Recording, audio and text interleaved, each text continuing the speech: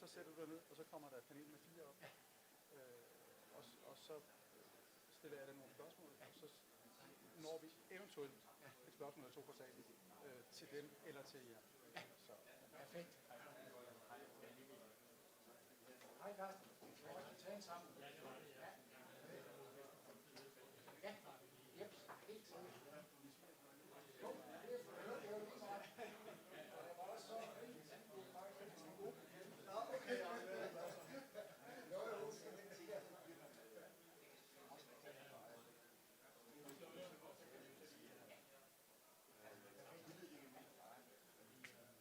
Okay. Okay. Er der hul igennem, som man siger? Okay. Ladies and gentlemen. So, ladies and gentlemen, please take your seats. We may have 1 or 2 latecomers stepping in, but we'll allow them to step in. But for time's sake, we start the program. Nice to see all of you here. We also have people with us online watching in. So for that reason, we make sure to use the microphone, although we may be able to shout so you can all hear us in the room. My name is Peterslinder from the Confederation of Danish Industry. I'm very pleased to welcome you at this workshop, which deals with district heating as a means for sector integration and energy efficiency. I'm very proud that we have gathered a good battery, a good panel of people, some of the real experts and movers and shakers within district heating. And I talked to some people when planning this, and who should we actually invite to make sure we, do it right and get a good beginning. And they all pointed at one person, which is standing beside me, which is Brian Vad Mathisen, to give a European perspective on district energy and the potentials. So please, the floor is yours, Brian. Thank you very much, and thank you for the invitation, Hans. I'm going to tell you something about district energy in a European perspective. Hope you can all see the slides here.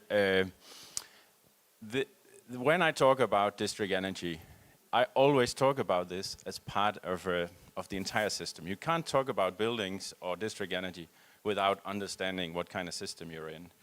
I'm going to talk about this from 2 projects, one called Synergies and Heat Roadmap Europe. You can sign up for newsletters. We're going to send out new stuff the coming months here. We all know what the problem is right now, and I think heating is really a big problem. If we look at the crisis that we have, Europe has been rather naive, in my opinion, and we have had a commission from 2015 who talked about the energy union. Probably you know that. Rather successful in renewables and energy efficiency, rather unsuccessful in natural gas, because the strategy on natural gas was a diversification strategy, access to more markets, and not a gas exit strategy. And we had a situation where we talked about gas as a transition fuel, which is true somewhat in the power sector, which we can exchange with biogas, but which is certainly not true when we talk about low temperature heat, 40, 50 degrees heat. We should never use gas for any of that. Europe has accepted to change the geopolitical situation, because if you look at the maps, you can see all of the pipelines with oil and gas going across Eastern Europe, which of course changes. If we had built Nord Stream 2, we could have delivered all of the natural gas and avoided all of these pipelines. In 2020, we sent around 70 billion euros to Russia every year. Most of it is oil money. Today, that amount, if we had an entire 2022, which we're not because we're changing our supply chains, then that would probably be the triple amount because of the much higher prices that we have right now. So what are the solutions? The solutions are 2 things: renewable energy, wind and PV falling in prices, And then, of course, energy efficiency, which we're going to be talking about here today. Energy efficiency is many things, and it's rather complicated. I listened to the debate down here. There's so many elements where you can say, well, it's nice to have the ETS working, but it's not going to change a lot in all of the sectors unless we address the sectors one by one and the problems one by one. We have tried in a project called Synergies to look at all sectors. And what we're doing there is we have a bottom-up approach for industry, for buildings, for transport, and try to understand this in all of the EU countries. We started this project before Brexit, so we actually have the UK in it as well. So we have very detailed knowledge about all of the countries and all of the sectors. And when we do that, we try to look at the sectors, combine it, and also understanding the grids. We make also a spatial analysis, so where, for example, is transport able to change or district heating able to be implemented. And we put it into our modeling where we, of course, see all of the supply chain effects of energy efficiency.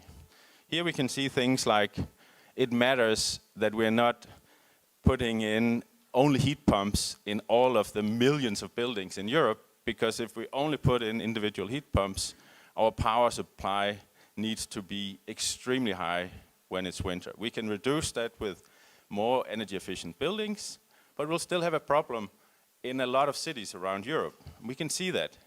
We can see that the cost change. We can see if we use hydrogen, the cost increase, but there are sectors where we need hydrogen. So we need to direct it at those sectors and not use it for low temperature purposes. When we have done this exercise, we have looked at the results in a report called A Clean Planet for All, where the Commission has put out some scenarios for EU about how to mitigate greenhouse gas emissions. It's called 1.5 Tech, the main scenario, which means that we're climate neutral in Europe in 2050. We have tried to model that and tried to look at what is the energy efficiency in these scenarios. And what we can see is, for example, here's the final energy demand, and here's the primary energy demand in those scenarios that the Commission has come out with. They're not really looking a lot at energy efficiency because this represents the loss in these systems.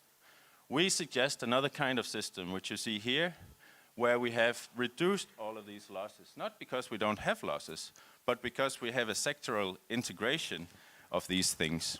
This really matters a lot. It matters a lot in so many ways. Here you see the final energy demand divided into sectors, and we have actually a slightly higher demand for energy in buildings than the Commission has. What does that mean?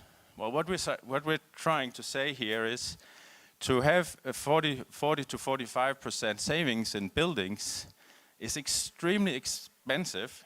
Not that we should not have very high ambition on it, but if we change our focus to both have energy efficiency in the buildings, maybe up to 32, 35%, then we combine that with district heating and waste heat utilization, we can actually reduce this gap between the final energy and the primary energy and still have a lower demand for energy compared to what the Commission is doing.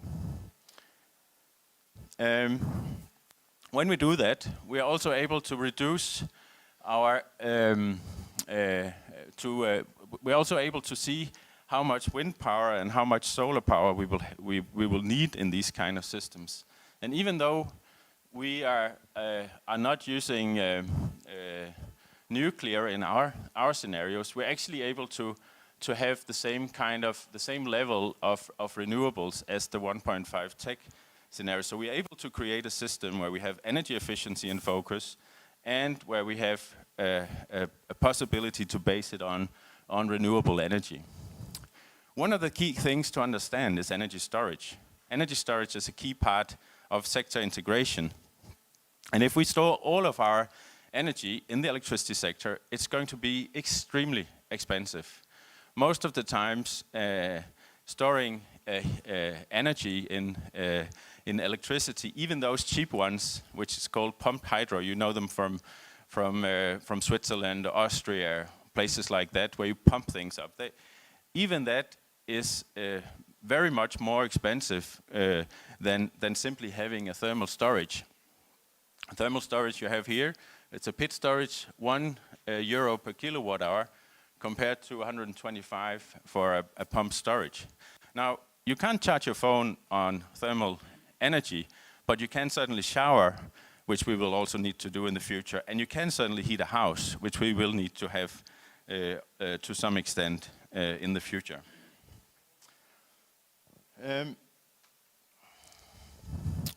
You can also use our results here actually to have a look at your hometown.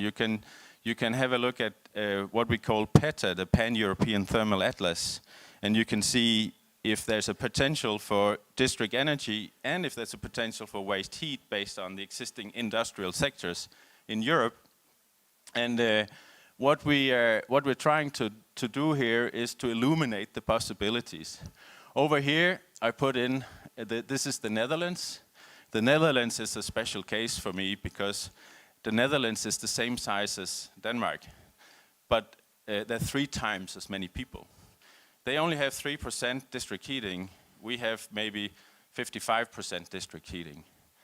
They have more waste heat than they need in all of their buildings, actually almost double the amount.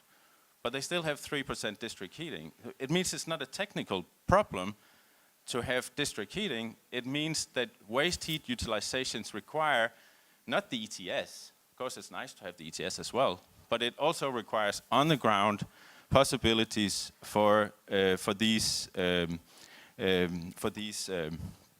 systems to be exploited.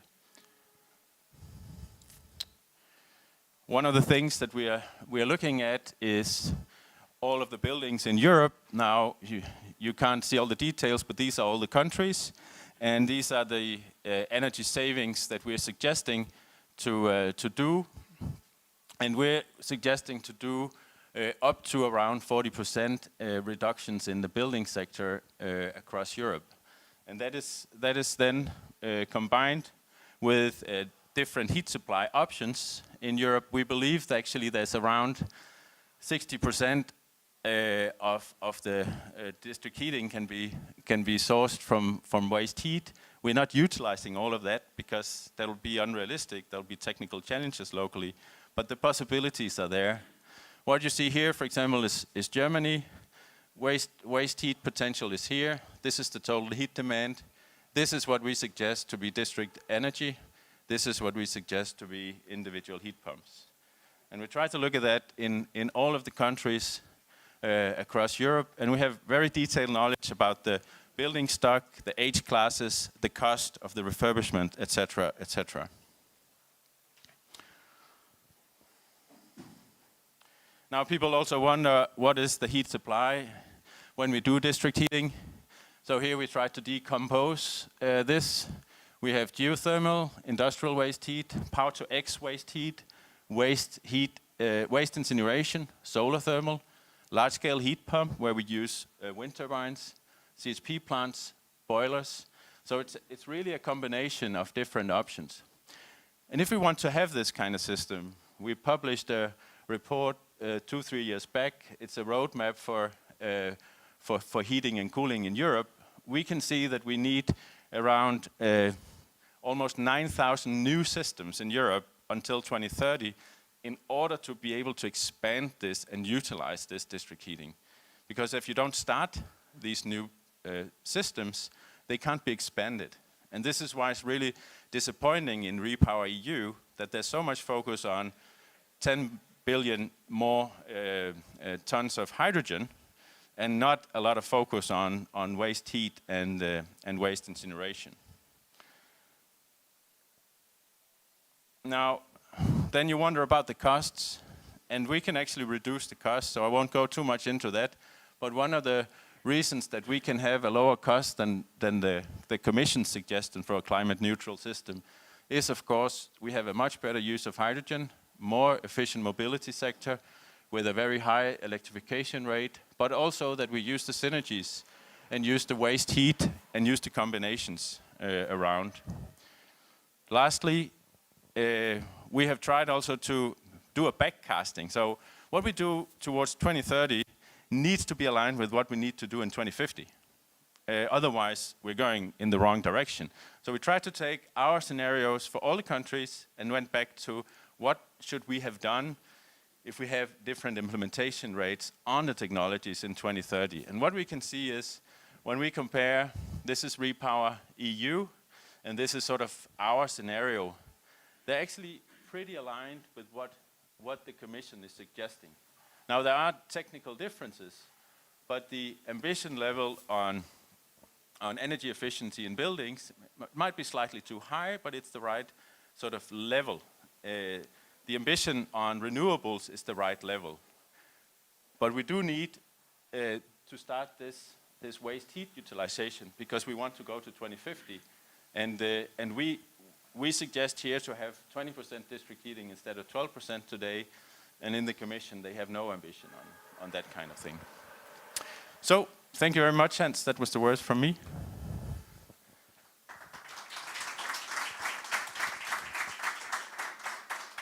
Thank you very much, Brian. I forgot to introduce you properly. You all have a note here with the names of the different speakers and background. You are a professor from Aalborg University, which, as you can see, study heat and other energy sources in a European perspective, among other things. So thanks for that. You can sit down, and towards the end, we may have time for some questions, including for Brian and other speakers. The next speaker is Lars Tveen, who represents Project Zero, who he will tell more about. He also belongs to the owning fund behind the company Danfoss, which is a big company in this area, as you may know. So I'm over to you for more. Thanks a lot, Hans-Peter. And thanks a lot, Brian, because I think what you just told is if the world knew what the world knows, try to imagine how fast we could move with all what we are talking about here. That's amazing. And and personally, I'm a little bit surprised it's not going faster. But I'm probably less surprised now being part of the IEA conference for a couple of days, because here it's very clear now. I think we were 25 Minister of Energy gathered. And I must say, it was unbelievable how much we brought up exactly about energy efficiency, district energy, sector integration, because we need to understand the whole energy transformation is huge. And that means we simply need to do exactly what you were talking about before, Brian. And what is also clear, we don't need to develop something new and wait for that 10 more years. It's already here. And that has actually been one of our main points, and that is actually also the reason that IEA, they selected to come here to Denmark, because they came to Denmark because, as they have said, you have probably also participated in a lot of COP meetings and a lot of other meetings where we are talking a lot, where we are discussing a lot, but at the end of the day, what is really important is that we seeing is believing, that we walk the talk, and that is also why we this morning have been together with the ministers all over the area here. And I just came back from a brick. They are producing bricks 10 kilometers away here. And you can say, what has brick manufacturing to do with all what we are saying here? They are the world's most greenest brick producers. And again, typically when we talk to heavy industry, they say, it's too difficult, we don't want to start, we need to do something else. What we have seen here, and they were heavily surprised, I know some of you know, say they have done a lot to the energy efficiency part. They redesigned, put 3 holes in the brick, simply to get 20% less energy to dry the bricks, and they are now giving the surplus energy into the district heating. And what they are saying, yes, green architects want green bricks, but what is even more important, green does not necessarily mean it's very expensive if we start with what you just talked about, Brian. And I think that's what Project Zero is all about here in Denmark, here in Sønderborg. And I would say it's not only Sønderborg, it's whole Denmark. And I think we should start do much more here, because what we are trying and what we should do is actually, we have a recipe for how we are doing. As you just explained, we have 55% district heating in Denmark, which is a key component for the future energy system. And that is actually what we have talked about here also over the last couple of days, where we have said what we are saying here, whatever we do, energy efficiency first. And you say that's logic, because it's very often those with the lowest payback times. But it's not logic because it's difficult. It's difficult. You cannot get your hands around it. And that is why I can say what we have done here is actually that, because I think what is in Sønderborg, we made that promise as said in 2029, we are CO2 neutral. At the moment, we are 52% down since 2007. So we have followed our plans to the point until now. We are still missing the difficult part. But I think the main point here is, if we do that in sectors, if industry is, if Danfoss is saying we do it all alone, if utilities are saying we do it all alone, if housing associations are saying we're doing it all alone, house owners, etc., banks for that sake, if we do it in silos, we will never ever get what Brian just talked about. So what we have been doing here is that we have gathered 100 people from the city council, from the big industries, Danfoss, Linak, a lot of other industries, smaller SMVs, the 3 utility companies, housing association. We've all been together, even banks, because also if we want to go to electric cars, maybe also there need to be some benefit for those doing it. But what is interesting is actually that, and I think that's where we can say we have a common goal, and that's where I think the trick. We are not having a goal in each silo. No, we have a goal for the municipality of Sønderborg. And that's why we have achieved those 52%. And that's and we are not here to set up on a pedestal and say, oh, how great we are. No, we're here to say we can do that in all cities in Denmark, all cities in Europe, all cities in the whole world. And that's what we are trying to do in a super, super simple way. And that is actually why we have created those cases here. Because sometimes, I can also say, I've been working for Danfoss many years. I also see we have a few here. And saying, we are so nerdy. We love to explain how difficult it is and how technical it is. And the decision makers of tomorrow's, that's not those having those technical skills. So we need to understand, if we want people to understand that, we need pixie books or very easy understandable cases where we can say, okay, let's do that. And all the technical part, let somebody else do that, because that's not needed to make the decisions, because you're talking to people who has done it before. And I think the best example is actually what we have been doing at the headquarters of Danfoss. We have 250,000 square meters headquartered a little bit north of here. In 2007, we started to focus, actually when Project Zero started, we started focusing to see if we could do more. And we actually achieved, we reduced the heating demand by 70%, 70% from 7 until today. And then a lot of people are saying also, if Danfoss wouldn't do it, who would then do it? But we can say all those initiatives we have done, 0 of those have had a payback time longer than 3 years. So we are talking about interest rates here of 30% or more. It's very hard to find that somewhere. And the good part with energy efficiency, it's not down the drain. It's building up year after year after year. So that was the first part. The second part was exactly what Brian was talking about. We have also now connected to the data center we have up there. But I think the most important part was we have a district heating network just outside our factory. And they were building a new heating plant. They had problems with the peak power for the 20 cold day when it's cold. And they were in there to see how they should ensure that capacity. When we started to discuss with them and said, we actually have an 18 megawatt boiler, we could fuel with biogas at Danfoss. Why are we not, those 20 days where it's cold, you buy heat from us, the remaining part of the days, we buy heat from you. Again, payback time less than 3 years.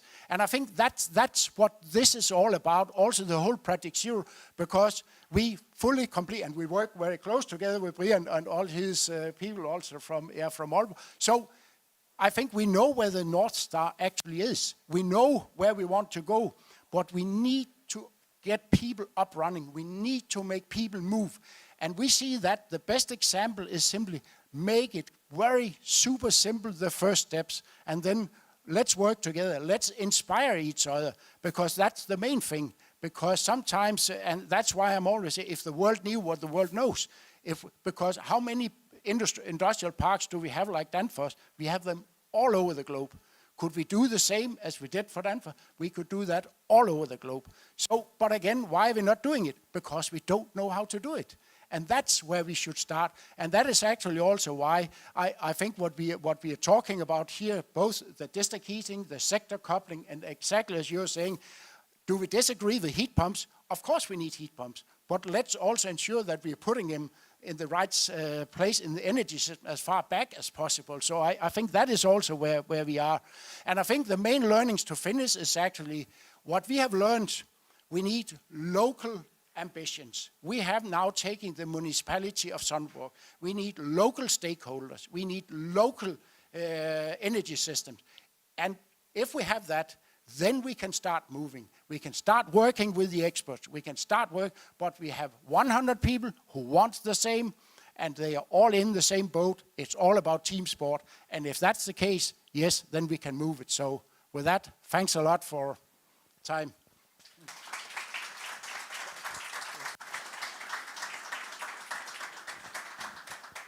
Thanks a lot, Lars Tveen, for this engaging speech and also pointing to the Pixie books. I'll point to a couple of Pixie books you can bring home or link up to afterwards as well for your benefit. Now I'd like to ask a panel of four experts up here. They are from different companies, global companies, some of them headquartered in Denmark and some very active in district heating in Denmark as well. It's Henrik Bjerregaard, it's Martin Petersen, it's Sten Schelle Jensen, it's Carsten Østergaard Petersen. And you have promised to deliver a few, some points on your work with district energy. So my first question to you, we can take it around. Each of you may be able to tell in which area, in which technology area are you contributing to efficiency and sector coupling within district heating. Please. Yes, sure. Thank you. Thank you for the invitation, Hans Peter. I'm happy to be here. Well, Kingspan Locks, we are the backbone of the district heating system. We do the pre-insulated pipes. We did them yesterday, we did them today, and we'll do them for tomorrow's solutions as well. And as just mentioned by Brian and Lars, the district heating system is the piping system is the backbone for developing all the system and taking waste heat into account. At the same time, I would like to add that when you do this, look at the total cost of ownership. Lars, you take the cheapest way overall, because then you make sure you invest properly up front and you have lower operation cost. So you don't invest too little and have high operations cost and don't have the possibility to expand the system. Thank you. Yeah, I'm from ABB. I would say we have two layers. We have the backbone, which is the electrical, the motors, the drives, the instrumentation of the complete system. But when we talk about efficiency and sector coupling, the main part that we try to contribute is an automation system going back 35 years, trying to automate the system, but then as everything expands with surplus heat, heat pumps, power to X, surplus heat, we need an overall umbrella that can orchestrate all this. And this is what we are trying to do. And I would like to send out the message that also from the panel down there, we already have the technology, but we need to gather all the data so that we can accomplish what actually Lars and Brian is saying, because it's possible. It's already out there. Sten? Yes, Sten from Kamstrup. First of all, we measure energy consumption, and I think that's important, of course, to build the customer and to create transparency also in these times with very high energy costs.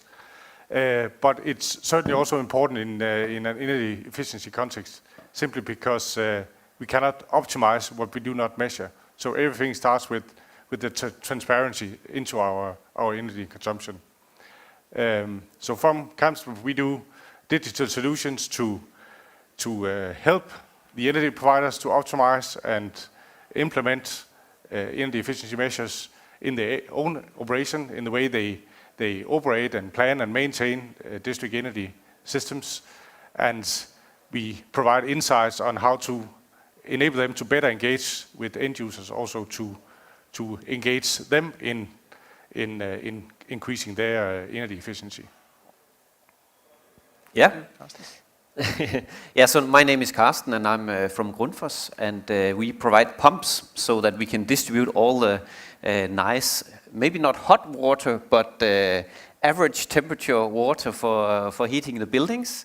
And alone by controlling pumps right and not having these very old uncontrolled pumps, we can save a lot of energy in the systems. But we also look more into the hydronic systems, not just the pumps itself. And as Brian mentioned earlier, then we need these low temperature district heating grids to actually be able to take all the surplus heat in the industry and the buildings around. And we provide a solution now where we, in a more decentralized way, we actually split the city into different zones and lower the temperatures according to the demand. So we also have a digitally enabled solutions where we can read out the demand and match that with the temperatures that's actually required for a specific zone. And then we can combine with Danfoss supermarket solutions where we extract the heat and put that into such a zone. So, yeah. Thanks a lot. We got you all four on the map now. We know what you stand for. I'd like to ask you where you see, I mean, it may be your technology, but also your customers overall. Where do you, I mean, we're talking about sector integration. My waste is your resource and vice versa. So where are the wasted resources today that district heating can actually utilize better? Where's the biggest potential that you see in your work? Let's take it this way. Okay. Definitely today and yesterday it's industry. Recently we published this study in Denmark showing that around 100,000 individual houses would have, there would be plenty of energy for conversion of the individual gas boiler. There are some other figures out there saying 200,000, even 300,000, but there is plenty. So let's do that now by using waste heat from the industry. Later we can discuss data center, later we can discuss P2X, but industry today. And let us just remind each other that transporting hot water in good Kingspan Lockstep pipe is really with no temperature losses. Over 20 kilometers, transporting hot water around 80 degrees, the temperature drop is 1 degree.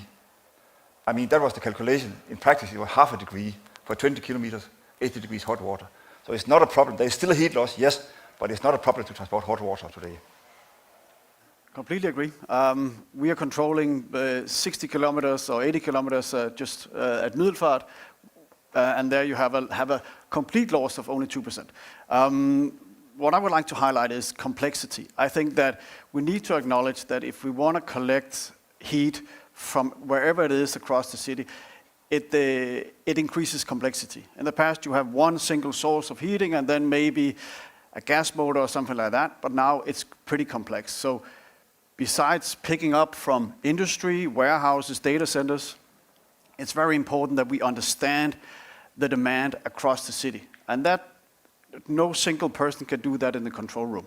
So again, I think we all speak the same language. We need that data to make sure that we can deliver lower heat temperature at the right time, at the right place, from the right source to lower footprint. But I would highlight that right now we see that the industry has surplus heat, but in 2-3 years, we will see Power-to-X and carbon capture and storage surplus heat, where we really need to focus on where do we need to put those plants so it makes sense in a district heating environment. I think that's something that needs to be discussed, because right now we see mega complexes just beside each other in Esbjerg, which means that we have 20 times the heat needed. Could we do it in another way so it maybe is distributed more across Denmark, because there's going to be a huge heat source there. Thank you. Steen? Yes, fully agree that we need to change, of course, the overall production mix that introduces a lot of complexity, like you mentioned, Martin. And I think maybe it's worth to mention also here that if you look at the cost gradient, so the cost per megawatt per hour for renewables and for waste heat is 6 to 7 times higher per degree than for conventional heat sources. So we need to get down in temperature just to underline the importance of that. And in that respect, we need to look not only at the production source, but also on what happens in the buildings, in a district energy systems. What happens in the building has a huge impact on the entire system efficiency. There is a general acceptance that up to half, maybe 60% of all heat installations out there are either faulty or misadjusted and can be adjusted and need to be adjusted if we need to succeed with lower temperatures. So we need to work both on the production and changing the production mix, but we also need to work in the buildings, in the heat installations, and connect that across the entire system. Also enable the buildings more in the district energy system. Yeah, now I'm last, but I agree very much with these gentlemen, and I can add one thing, because I think we can pick up the energy everywhere, and we have to do that. I mean, we are talking about an energy system where we pick it up where it's available. So we're not talking about this one production unit, as you also said, but from everywhere. And some district heating companies are further ahead than others. And in those, we can talk about lowering the temperatures and taking energy from data centers and other things, whereas other places it would be more natural to start with the industrial waste heat at higher temperatures and then ingest it directly into the system. But we do see this decentralization that is required to actually manage it all. And then again, highlighting the buildings, because some would claim that the buildings, we cannot take a lower temperature. We hear that all the time, but we also see all the time that when they try, with a little bit of adjustment in those buildings, they can actually take a much, much lower temperature than what they're used to. Thank you for highlighting different areas where there is potential for further gains and utilizing waste in a sector integration way.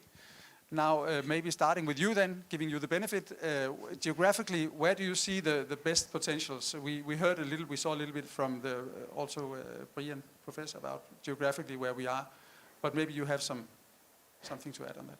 Yeah, so geographically, again, it really depends on where you are development-wise in district heating, for that matter.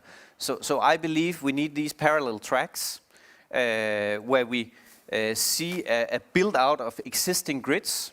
So in parts of Europe, and now with the gas conversion, we see a lot of gas grids just next to district heating. So that's an obvious way to go and convert this into district heating. So that's one thing that would be very, very relevant in a big part of Europe. In other places, you would simply need to build the district heating grid from scratch and use all the available energy sources to make that happen. So that's back to the 9,000, I think you mentioned, Brian. But we should also not forget, so yesterday I heard about the cooling demand that's just blowing up the roof, and the growing middle class, especially in Asia and Middle East and so on. So district cooling we also need to look into and make that a part of the solution instead of having these individual chillers around the world. I think there's a lot of things to harvest there. So yeah, we can do things everywhere, but it's different things that we need to do. Thank you. Steen, anything to add? Yeah, and I really like the Heat Roma Europe approach, and I think it's so obvious that we need more district energy in these 9,000 systems because there's more waste heat than heat demand. And then the key question is how to make it happen. And I think maybe we should mention also here the heat planning. I think the basic for our success in Denmark has been a long-term heat planning. We see that taking up, especially in Germany. And in Baden-Württemberg, where they have now enforced this mandatory heat planning for the 100 largest cities. I think that's a really good initiative, and I think that is needed to make things happen in countries like Germany. We see it moving in the Netherlands, so there are certainly many interesting countries across Europe to look into, and then cooling, like you mentioned also, Carsten. Yeah, I of course agree. I think there are two low-hanging fruits. The one that the Carsten is talking about, where we expand what we already have today when we have a district heating system. I think when we talk about energy efficiency, when we look at Ukraine, Mongolia, China, we are talking about, and I think if you put these companies together, we could have the energy consumption, but deliver the same amount of comfort to the end customers in those countries. I mean, we have done a lot of those analysis across those countries, and the payback is sometimes 3 months. So there's a huge potential there. Then, of course, in the rest of Europe, where you already have district heating systems, where you maybe going to build that, but also where you have a gas infrastructure. I like Brian showing the Netherlands. It's a classical example where it's quite easy to convert from gas to district heating because it's based on a water-based heating system inside of the buildings. Yes, some of them needs a reconstruction, a smaller part, but it's much easier than if you had electricity warming. So where you already have district heating, where you're going to optimize and expand it, and where you have a gas infrastructure, where it's waterborne, I think those are the two low-hanging fruits. And going to countries, UK, the Netherlands, in Europe, and US and Canada, that's really where it's going to happen. Thanks for that. I might add a few things now, but we agree, of course we agree.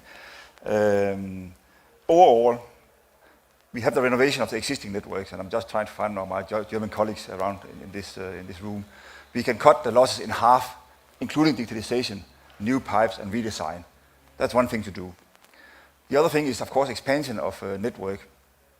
Holland is a brilliant example because just last week the government just announced a new energy policy, including where they said that district heating is underutilized.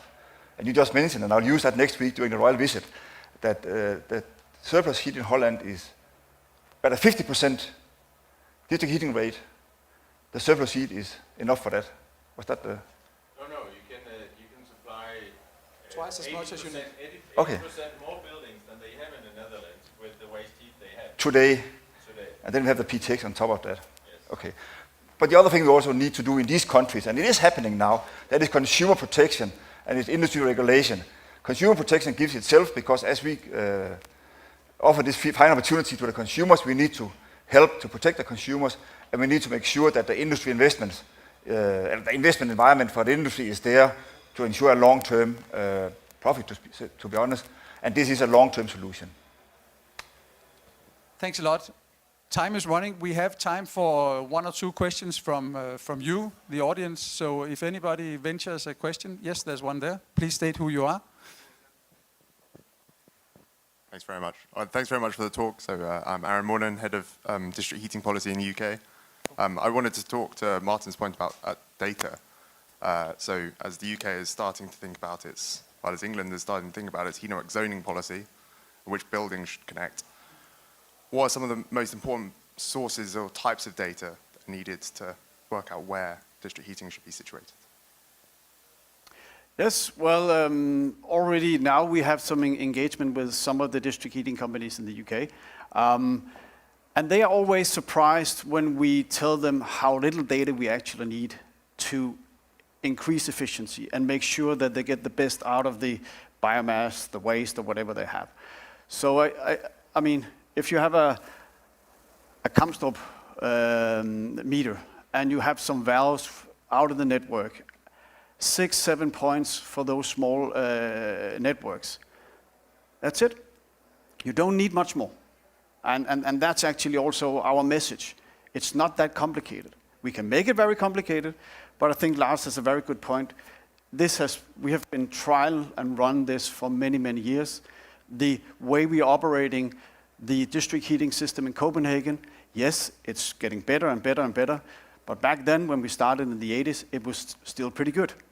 And it is a proven system. It's a proven operation system. So I think that's a clear message. We have already done this for 35 years. UK is ready. I mean, there's a lot of surplus heat. What always bothers me when I'm in the UK visiting customers is that we have built this nice biomass plant, a waste-to-energy plant. and it's ready for district heating, but nobody is going to utilize it. So, Thank you. Would there be one more question? Anyone ventures? Yes, I'll give you the mic. Jan Hansen from SAV Systems. We operate in the UK. We're talking about easy access to waste heat and the rest of it, and you're saying it's not complicated. I've been working with it for now 10, 15 years. It's deeply complicated. And isn't the challenge is that we have so much knowledge between you 4 companies, 5, 10 companies, but when you go out and sell on your own. We don't link it up that easily, yeah? That's what I say. So how can we achieve that? So that's my question. How can we achieve a better linking? Because there's so much knowledge here. But when you work in the country, then that's not easy. It's complicated, and the decisions are not easy to be made. At one end, it is really energy planning at municipality levels, but that's where you have the surplus heat. So that's one thing: energy planning, energy planning, energy planning. The other thing we proposed in Denmark was to have a travel team going around to the different municipalities discussing use of surplus heat. We haven't quite found the funding for that yet, but we are working on it. But like we had the heat pumps traveling team, having one for surplus heat from a government body, neutral way. So energy planning, that's all gone. Yeah, but I think you agree then, Jan, that and there has been different initiatives over the past years in Denmark also to do like different system export initiatives, more or less successful. I fully agree that if we interconnect the different technologies we have across us 4 companies here and other companies as well, we have some very strong solutions. And I think also as technology providers, we need to be better at integrating our solutions to serve each other good and to tie the whole district energy value chain together in a better way. Yeah. Yeah, I agree very much on the knowledge. So you need the knowledge going across. So maybe we should have like a consultant layer on top of the 4 of us, because they can look through and see, okay, how can we utilize the Grundfos solution with the Kampstrup solution, with the ABB and the Logstor solution. And it is complicated, but it's definitely possible to do. So we need that level to be part of it as well. One small comment. One advertise for Danish Board of District Heating that is trying to promote this. If you haven't got any contact, please. Good. And one experience from the UK was, Scotland was at the COP26. The ministry gathered a lot of different industries together, and there we were in a very small room discussing these possibilities from different angles. And I really encourage inviters for just to talk about what is your difficulties now, what have we seen in the past, how are we doing today? Because what we also experienced as the industry was that the main worry from the minister was, well, my constituency, will they still have a job? We had an issue when we had the offshore wind. We thought there would be a lot of jobs. There was no job. What if we do we have enough people to actually do the job when we start doing the investment, etc. So having that point of view, giving to us, say you need to come up with that kind of solutions or answers to those questions that bothers me in my day-to-day work. I think that's the conversation that we need to do. Yeah, I just wanted to reflect a bit on your question about the UK. I really hope you go to heatroadmapeurope.eu to have a look. We have the UK in there. Now, you're talking a lot about technologies. There's a lot of other things than technologies here. I think we have to realize these things are about trust, in my opinion. If we want district heating in Europe, in the entire world, really, we need to understand that heating is a complex entity. It's not like electricity. It's something that's related to humans, in my opinion. So you need to build trust, and that means that it should be your idea as a local body. It shouldn't be a consultancy overarching your companies that is coming in. They can maybe help somewhat, but the initiative has to come from your side. And this, in my opinion, means that if we look at the European level, in EU, they can do something top-down, comes down to the governmental level. they can do regulation that enables things, but the enabling things should, the real things that happen should come from the ground, because it needs to be built from local people, and the trust needs to be there. And what we see is that you can connect, I mean, if you want to start new systems, the idea should come from local cities, and what we see is that you start with the connection of schools and hospitals, those big consumers, and then they're connected. The Netherlands is a great example. We just made a paper comparing the build-out of natural gas infrastructure in the UK and the Netherlands with district heating build-out in Denmark. There's a lot of governmental interplay in all of these kind of things. So we have to realize that this is really a partnership between high-level government and local municipalities. Thank you very much for the questions. Thank you for the replies and answers and comments from the panel and the speakers for this session. It's coming to an end. I have a couple of household remarks. I would like, although, to add just that the Danish government is also trying to pass on, along with companies and consultants and the Danish Board of District Heating and other players, is trying to pass on knowledge from Denmark. So we try to be an open book to whomever in the UK or in Germany. I see also represented here, maybe somebody else from other countries as well. So I hope that the ones that are with us online or in this room will come and ask to enable you in your country or your situation to learn more and maybe help you to build that trust or build that knowledge base in your home base to grow this fantastic system. Anyway, a couple of practical remarks. The Pixie books that were mentioned, we have a couple of Pixie books here. It's called white papers. One is on district heating. It's easy to read and it's easy to understand, and it gives you the highlights of what is district heating and different cases and scenarios and a lot of knowledge in that, along with a couple of other relevant technologies when we talk about energy efficiency. I highly recommend those white papers for you to read. I highly recommend you this afternoon. After this, at 11 o'clock, there'll be a new workshop on Power to X in a few minutes. Then there's lunch. Then there's a site visit at one of the supermarkets we heard about, which is located nearby here. So a bus will take us there to have a look with our own eyes how they use surplus heat for heating their store and the surroundings around the company. So that being said, thank you all for being here. Next workshop starts on Power to X starts at 11 o'clock. Thank you.